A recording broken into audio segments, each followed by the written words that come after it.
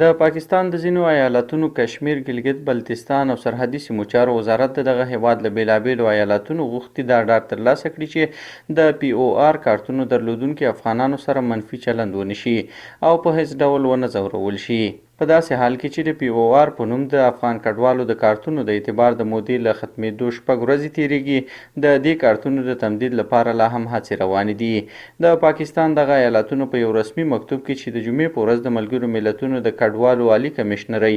UNHCR د پاکستان دفتر په فیسبوک پاڼه خپور شوی، ویلي چې د پی او آر کارتونو تمدید د فدرالي حکومت تر غور لاندې دی.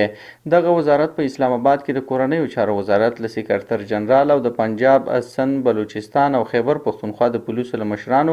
او قومندانانو څخه غوښتي چې د پریکړې تر وروستیو کېدو پورې باید دا ډاډ ترلاسه کړي چې د پی او آر کارتونو درلودونکو افغانانو سره منفي چلند ونه شي او په هیڅ ډول ونه ځورول شي. دا په داسې حال کې ده چې د پاکستان حکومت د جون په 13 د پی او آر کارتونو د اعتبار وروستۍ نیټه اعلان کړې وه.